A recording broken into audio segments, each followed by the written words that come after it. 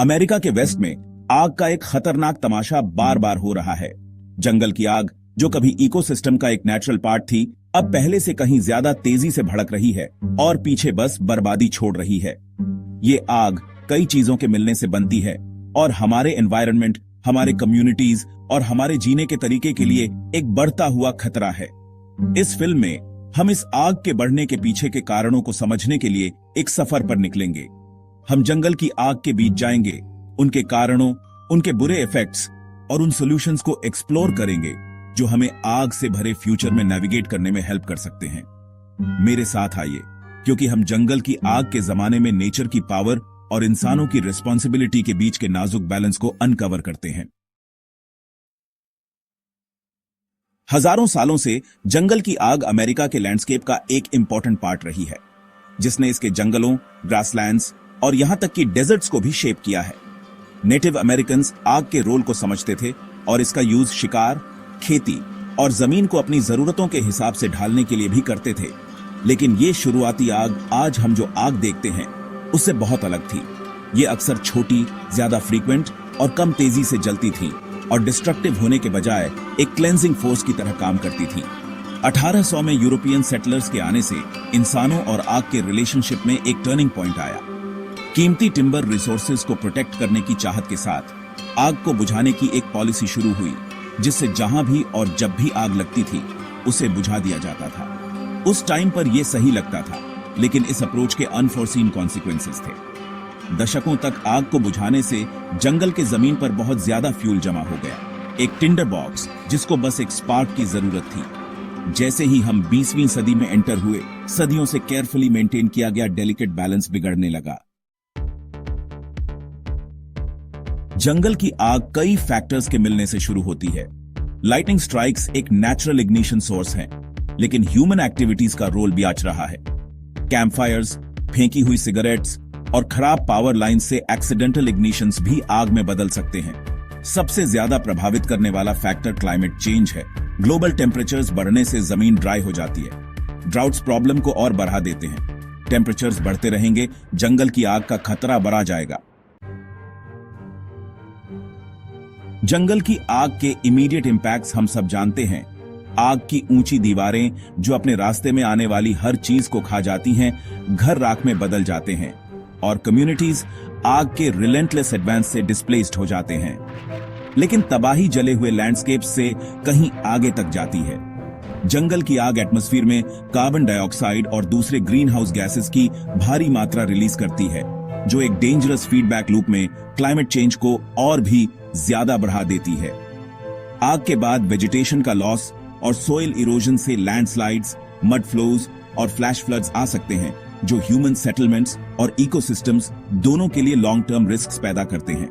Wild life populations को भी नुकसान होता है। उनके हैबिटेट्स, फूड सोर्सेज खत्म हो जाते हैं और उन्हें डिस्प्लेसमेंट या एक्सटिंक्शन का खतरा होता है। जंगल की आग के निशान गहरे होते हैं, जो न सिर्फ हमारे फिजिकल एनवायरनमेंट को, बल्कि हमारे कम्युनिटीज के सोशल और इकोनॉमिक फैब्रिक को भी इंपैक्ट करते हैं। हाल के सालों में हमने जंगल की आग की डेवास्टेटिंग पावर को पहले कभी न देखे गए स्केल पर देखा है।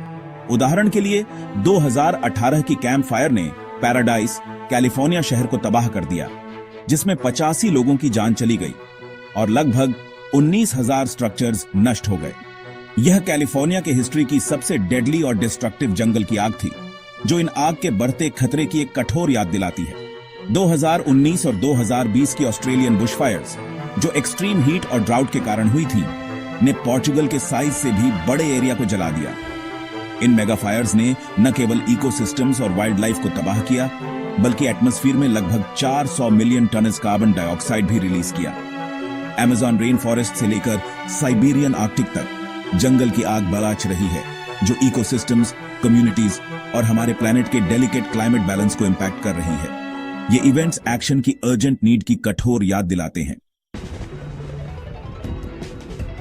जंगल की आग की चैलेंज मल्टीफेस्टेड है, जिसके लिए एक कॉम्प्रिहेंसिव अप्रोच की जरूरत है, जो इमीडिएट थ्रेट और अंडरलाइंग कॉजेज दोनों को एड्रेस करे। फॉरेस्ट मैनेजमेंट प्रैक्टिसेस को इंप्रूव करना जरूरी है, जिसमें ओवरग्रोन फॉरेस्ट को थिन करना, ब्रश को क्लियर करना और फ्यूल लोड्स को कम करने के लिए कंट्रोल्ड बर्न्स करना शामिल है। वाइल्ड फायर से इफेक्टिवली कम्बैट करने के लिए बेहतर इक्विपमेंट, ट्रेनिंग और रिसोर्सेज के साथ हमारी फायर फाइटिंग कैपेबिलिटीज को स्ट्रेंथन करना जरूरी है। लेकिन क्लाइमेट चेंज को एड्रेस करना सबसे ज्यादा इंपॉर्टेंट है। रिन्यूएबल एनर्जी सोर्सेज पर स्विच करके, एनर्जी एफिशिएंसी को इंप्रूव करके, सस्टेनेबल लैंड मैनेजमेंट प्रैक्टिसेस को प्रमोट करके ग्रीन हाउस गैस इमिशंस को कम करना क्रूशियल स्टेप्स हैं। पब्लिक अवेयरनेस और इंडिविजुअल एक्शन भी उतने ही इंपॉर्टेंट हैं। घरों के आसपास फ्लैमेबल डेब्री को क्लियर करना, फायर रिस्ट्रिक्शंस का पालन करना और इवैक्यूएशंस के लिए प्रिपेयर्ड रहना जैसे सिंपल स्टेप्स से बहुत ज्यादा फर्क पड़ सकता है।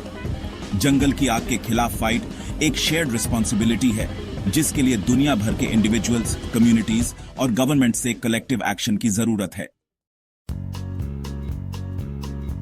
जैसा कि हमने देखा है, जंगल की आग हमारी दुनिया के लिए एक बढ़ता हुआ खतरा है, जो क्लाइमेट चेंज, ह्यूमन एक्टिविटीज और फॉरेस्ट मैनेजमेंट प्रैक्टिसेस के कॉम्प्लेक्स इंटरप्ले से बढ़ती है। इन आग के गामी हैं, जो न सिर्फ हमारे एनवायरनमेंट को बल्कि हमारे कम्युनिटीज और हमारे जीने के तरीके को भी अफेक्ट करते हैं। फिर भी उम्मीद है जंगल की आग के कारणों को समझकर, इफेक्टिव प्रिवेंशन स्ट्रैटेजीज को इंप्लीमेंट करके और क्लाइमेट चेंज के अंडरलाइंग इश्यू को एड्रेस करके हम रिस्क्स को कम कर सकते हैं और आने वाली जनरेशंस के लिए अपने प्लैनेट को प्रोटेक्ट कर सकते हैं। जंगल की आग के चैलेंजेस और पोटेंशियल सॉल्यूशंस को समझने के इस जर्नी में हमारे साथ जुड़ने के लिए धन्यवाद। आइए हम सब मिलकर सभी के लिए एक सेफर और ज्यादा सस्टेनेबल फ्यूचर बनाएं।